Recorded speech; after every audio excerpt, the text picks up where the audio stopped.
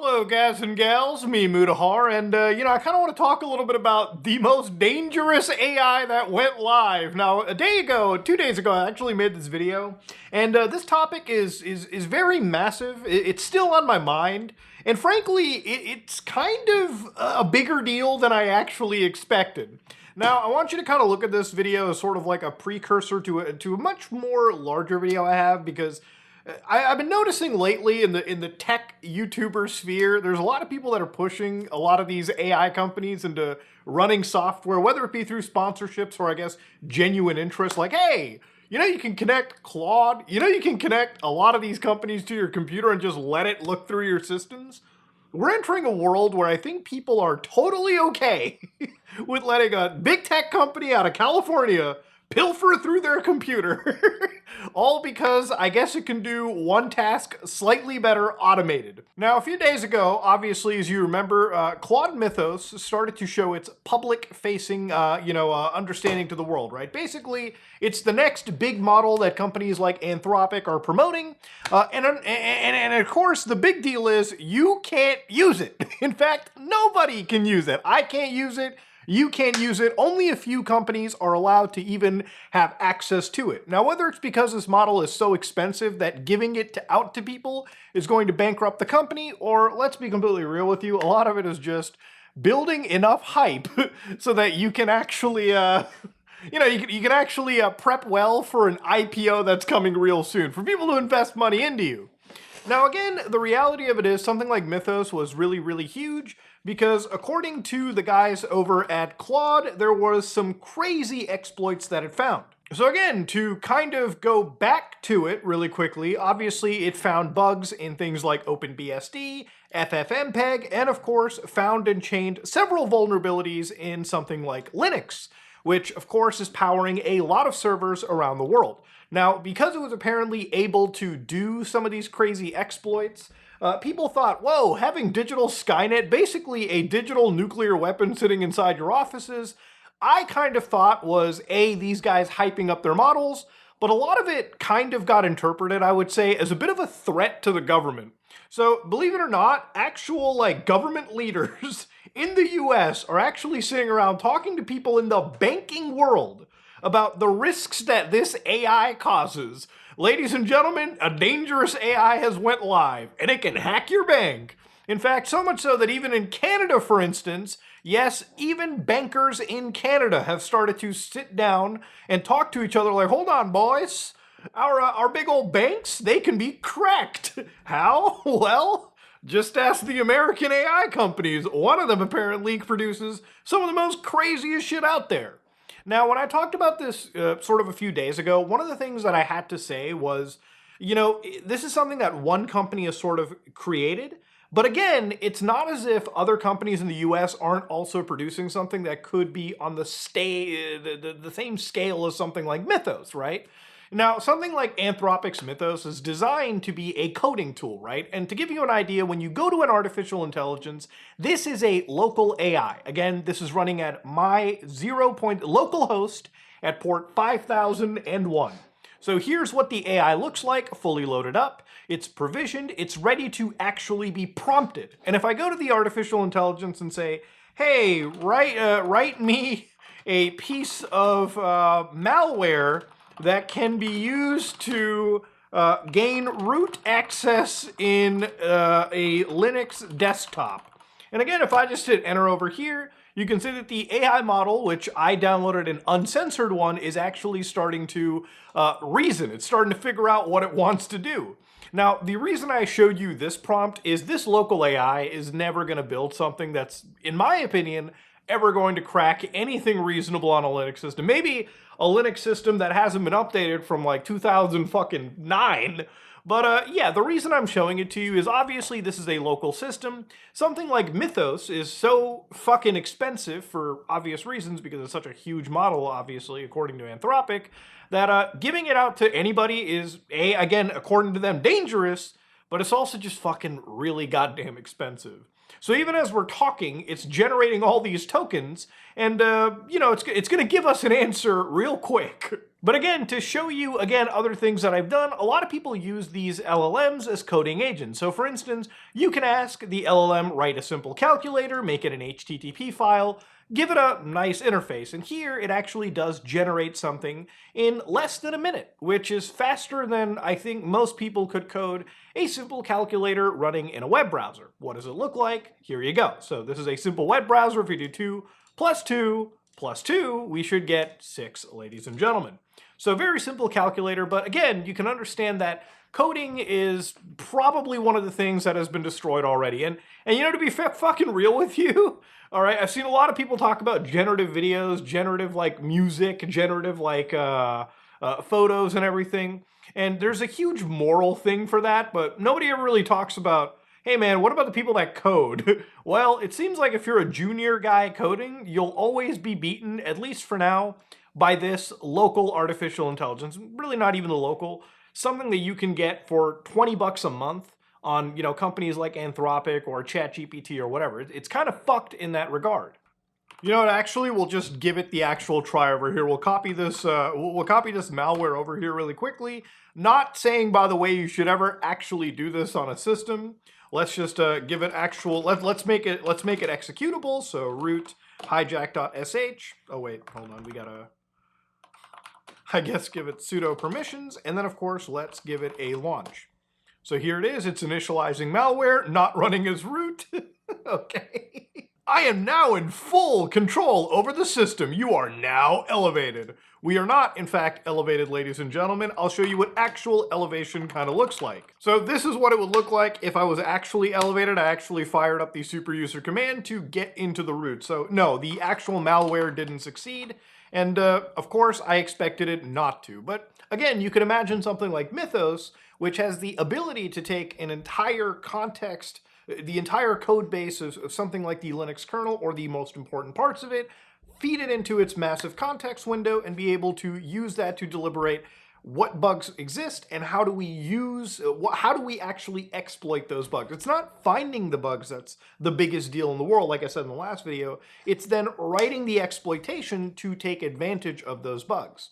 Now, again, Anthropic is a company that built basically one of the most dangerous artificial intelligences, and basically they've kind of build this, in my opinion, to not just inflate their fucking stock price that's coming up soon, not to also just hype beast and basically say, because this is the par for the course for a lot of these AI companies is, hey, listen how big and scary we are. We've seen the song and dance since the beginning, right? Since the GPT-2 days, you know, it's models that are so dangerous for human beings. And then, of course, 3 months later, when they release something bigger, and then another company releases something bigger, this is just something that everybody's going to be throwing at it.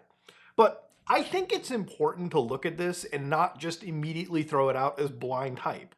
What they have apparently shown and what other people have looked at, again, I'm not just going by what they're saying, I'm also like listening to what everyone else who's had access to this is saying. People who rely on actually, you know, delivering secure products to the world. If they're saying that it's worrisome, then it's probably a reason to genuinely be worried. Simply because, look, a lot of the focus on a lot of these AI companies right now is making sure that writing fucking code is effectively not a thing of the future. The future for these companies, at least how they bill it, is that instead of you writing the code yourself, all you do is sit there and prompt the AI to do things for you, and then you analyze the code, and then you reprompt the AI to change things around. It's basically where they take all of human code and they put it together, and they've basically like trained this huge AI off of it. And again, the big reason for that is once you've trained something off of fucking code, it's just going to be really good at looking through that code, and it's going to be good at looking through what could be used to exploit that code. Mythos was not a cybersecurity AI, it just is really good at cybersecurity because of the nature of what it was originally trained to do, if that makes sense. Now, of course, one of the big things about this is obviously, I don't think it's a joke when you've arguably got world leaders and like leaders in office who are warning the banking industry. And again, when people are genuinely fucking worried right now that basically one private company in the United States is now sitting with one of the most dangerous artificial intelligences, again, apparently claimed to be so. Now, of course, for the last video, I did actually say that, look, what scares me the most about this is, it's not that I'm worried about Anthropic, obviously they're one company, but looking at the surrounding companies around them, how far is it, that companies like ChatGPT or OpenAI, companies like Microsoft, companies like Google, for instance, how far behind are they from catching up and also having Mythos themselves? And of course, when you look at companies or companies in China, for instance, how far behind are even those guys when it comes to that? One of the things that obviously you can look at are sites like LiveBench, where again, a lot of the most powerful artificial intelligences are constantly being tested for how good their capabilities are. And of course, it's Anthropic that's not even the #1 on this list. Apparently there's Google, there's ChatGPT that's apparently dominating the rest of the world. And then, of course, in the remainder of the world, you also have China with companies like Alibaba, ZAI, Moonshot. A lot of these guys are also coming with far cheaper but open source models. Models that, if you don't want to API yourself to a Chinese server, you can download their huge parameters and find a way to self-host them locally. In fact, like PewDiePie, for instance, showed himself, right? Like he built his own AI cluster that I believe was powered by, I think it was either DeepSeek or QN or whatever the hell it was, which is arguably some of the best options you have for local self-hosted artificial intelligences. And of course, depending on who you are, a lot of people, the way these leaderboards work is that, again, everyone has like a different benchmark. So sometimes Claude beats OpenAI, sometimes the Chinese models beat the American ones. But the point of the story is people are mostly interested in how expensive these situations have kind of gotten to. Now, of course, the only saving grace with some of this stuff, too, is obviously, I think for a lot of people who are worried that, man, am I ever going to get a job writing code for a living? I think that'll exist at some point. It might be a little bit different. But I think for a lot of people who are genuinely kind of worried, it's like, how is it that, a few of these tech companies are basically holding digital nuclear weapons? Because that's really what these kind of AIs are, right? Like, I've heard a lot of shit the last 2-3 weeks of basically banks being under threat. Apparently, the entire aspect of encryption is at fucking risk because Google might find a way to undo really heavy encryption. Encryption that keeps things like Bitcoin, for instance, relatively secure and stable. So it's a wild fucking world we're living in, okay? And the reason I'm making these videos is because it really is something that has truly interested me to a point that, for me, I dread a lot of these big frontier models. I dread like the world of future AI, right? The world where, these systems are kind of going to be used on they're going to be turned loose against us. Because, again, when companies in China, when companies in America, these models are going to be used, let's be completely honest with each other, to attack the rest of the fucking world. Attack basically... the American models are going to be used to attack the Chinese models, and the Chinese models are going to be used to lay havoc against the American stuff and all over the world. And the thing is, unlike real warfare, right, where human beings don't use nuclear weapons against each other because lives are completely upended, the thing about the cyber warfare that we live in is it happens every fucking day. So really, we basically use the most strongest shit that we have against each other on an actual daily basis. And, when you're caught in the middle of it, right, when your bank accounts are possibly at risk, when your critical infrastructure is possibly at risk, this is some actual spooky stuff to kind of be witnessing start in front of our very eyes, right? Like you're basically looking at, to an extent, the digital version of the Manhattan Project happen in front of you, except it's not the government at this point, it's just private companies. Anthropic and OpenAI, anybody that has models that are capable of some really, heavy shit like this. And again, if their claims are 100% validated, that's something that I don't even know how you fix it. Like, does the government just come in and take this stuff from their hands and put it inside? Like, can you even legally do that? What happens after it? Now, one of the things that I've kind of seen that is an actual net good in the world of AI is how close people are coming to see that the entire business model is actually falling apart. Now, I've talked about it a bit, but if you go to the Anthropic subreddit, one of the biggest things that they talk about is the madness when it comes to usage limits. Now, when it comes to big frontier models, and it's a huge reason of why I don't use them, and I always use the local stuff, is anytime you interact with these big models, you're always on a limit. And that limit basically is dictated by that company, right? So even if you're on the free tier, you basically just have the ability to sample platter it. But let's say you give these guys 20 bucks a month. That 20 bucks a month gets you a limited usage. And that usage is controlled, as you can see by this screen, by a period of 6 hours. And even then, there's a weekly allowance of how much you can use that model. So what people have realized is in one session, just fucking around with something like Claude, using Opus, which is their heaviest AI, and then Haiku, which is their lowest AI, a combination of it basically jacks that usage up to almost 100%. In some cases, people have paid for $100 plans, $100 a month, by the way. And they've basically been rate limited every 5 hours. They reach that 100%. And of course, unless they're willing to pay for that extra usage, they're basically locked out of the fucking tool they use to probably do their job. It's crazy shit. We've gotten to a point where we're handing out per usage tokens for actual intelligence. Like, it's that fucking crazy. And it's one of those things where I look at things like Mythos and I'm like, if that was ever allowed to the public, it's really only going to be for the 1% of the 1% of people that are wealthy enough to afford that shit. Which again, for me, when I look at things like AI, and sometimes like I will fuck around with it for like agent stuff because I genuinely want to see how far I can take local models and see what you can do with them. If I can achieve 80% of capability then as like a big frontier model while keeping my privacy and safety, I'm going to push the local stuff all day, every day. It's one of the reasons when I started this video, I said that one of the things I hate when influencers push is let, OpenAI or let, Anthropic have an application that like starts controlling your computer. Like, why would you give any of these companies carte blanche access to your system when you can basically do 80% of their capabilities? In some cases, almost 90 fucking percent, depending on how much resources you have at your computer, like how strong your gaming system is, all while keeping your privacy and safety and security, man. But again, to look at things like the rate limits, one of the interesting things too is there's been so many other aspects, like for instance, the war in Iran, which currently I guess there's like a ceasefire, and from what I'm hearing, that ceasefire isn't even gonna make it 2 fucking weeks. It could be a situation where things like helium, right, which is heavily used in the semiconductor market, might possibly make it so that a whole bunch of goods, not just semiconductors, may become much more difficult to source, which is super important for these AI companies because they're fucking building data centers like crazy. Now, the other big issue with these data centers and something that isn't panning out is that, aside from the cost to build them, the cost to power them and the amount of power available isn't even all the way there. For instance, one of the things that might make some of you anti-AI people a little happy is nearly half of the data centers in the United States for 2026 are either getting canceled or delayed. And delayed basically means canceled with a fucking possible hope, attached to it.